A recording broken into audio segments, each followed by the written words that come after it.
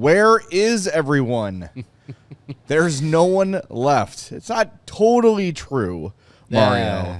Not yet, at least. Not yet, but with the rising cap, a lot of these guys that we have been eyeing, and this happened last year too, where Mitch Marner never reached free agency, and Brock Besser never reached free agency. Leon Draisaitl a couple years ago never reached. Nico Rantanen. The only guys that reached were Nikolai Ehlers, and there's somebody else I'm missing that reached last year.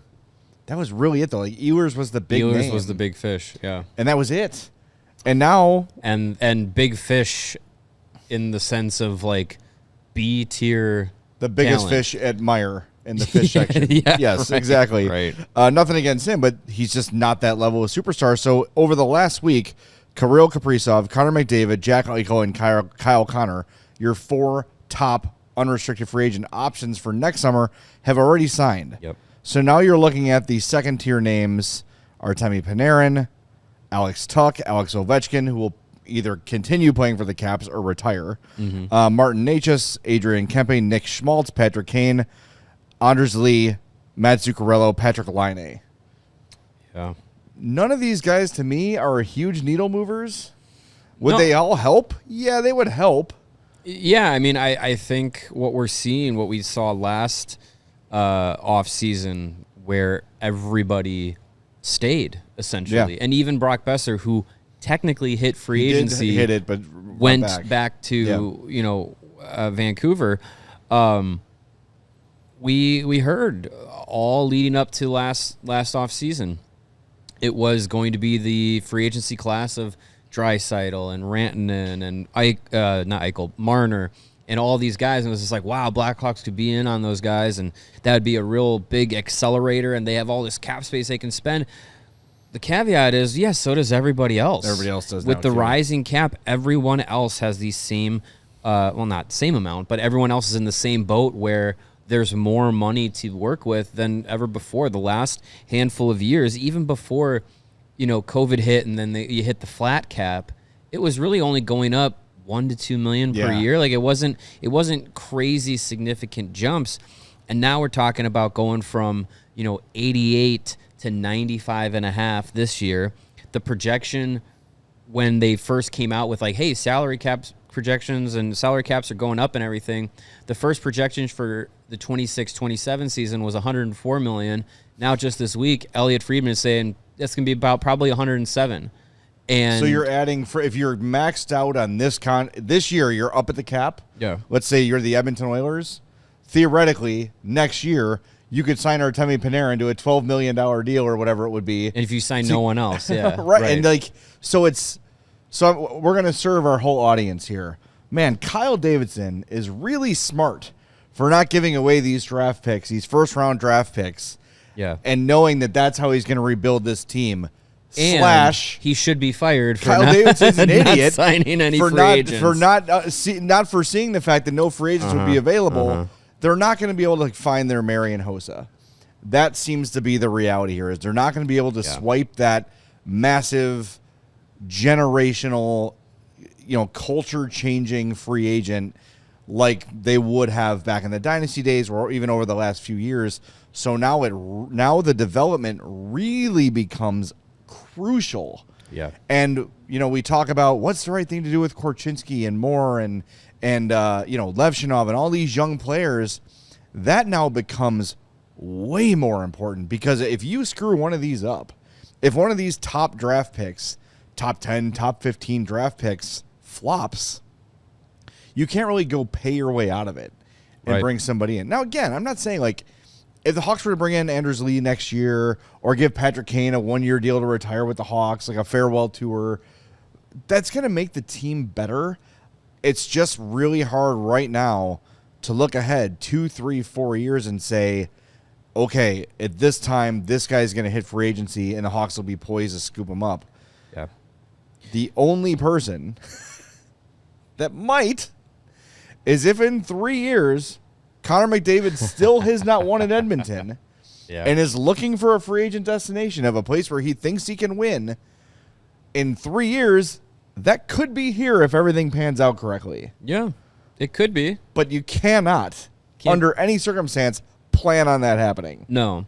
I think teams will be smart to obviously keep their books open for big free agents. But yeah, I think we're evolving in the NHL to a spot where buying your way out of being bad isn't possible, because each team can buy their own players to stick around.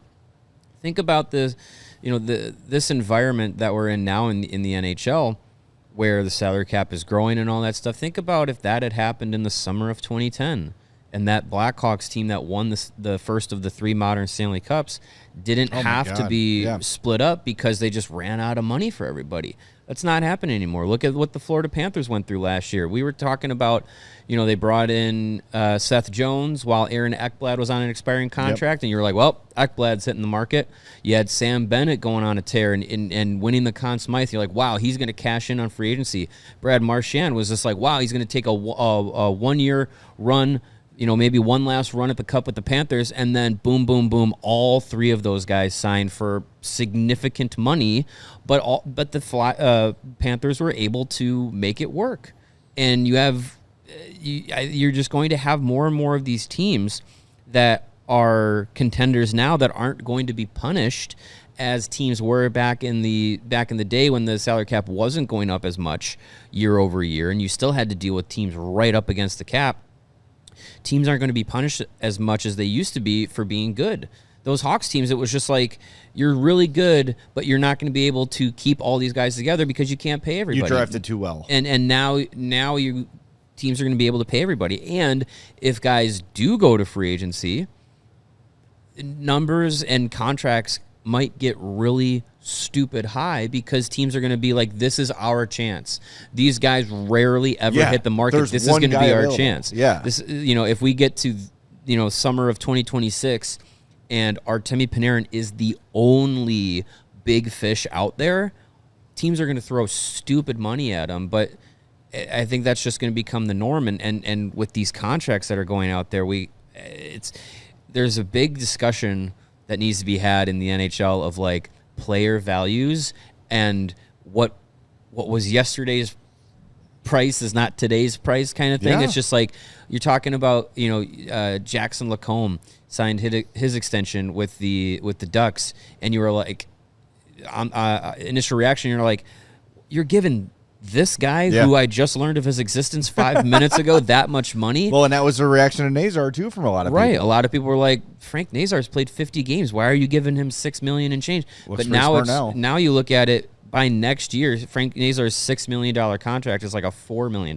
contract. Right. Like, it's all changing. The conversation with Lane Hudson, $9 million. You're like, he's played 1 year, but Lane Hudson, like, you project out what he could be, $9 million's like $7 million. Like, it's going to change year over year. And next year, $9 million will be $5 million. Right. It's going to keep going down. It's going to keep evolving, and I think we're gonna go through an evolution of how teams are gonna use the cap, because you see some guys taking significant cuts like Connor McDavid to say, hey, use this money to get us over the hump because we've been really close. Then you have guys like Kirill Kaprizov going, no, I want all the money. All the money. I want what I'm owed.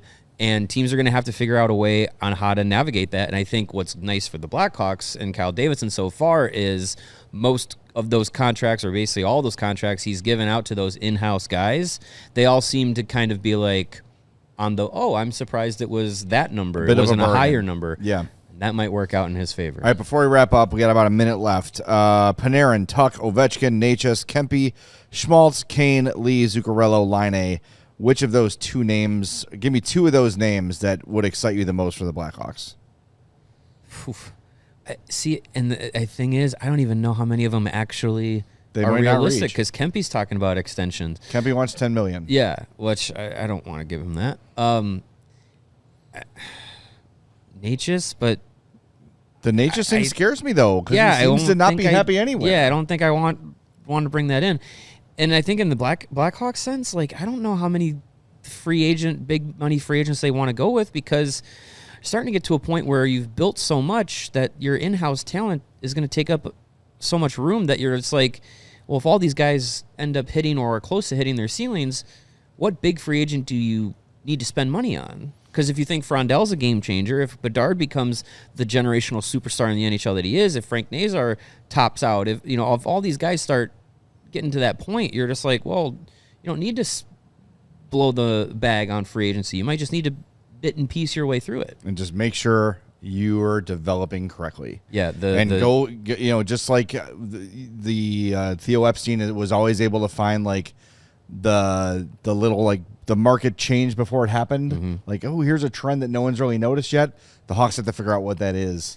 I think it's and corner it. I think it's developing your own guys. Yeah, and having as robust of a prospect pool as possible, because trying to go elsewhere to fill your roster and build a contender it's changing.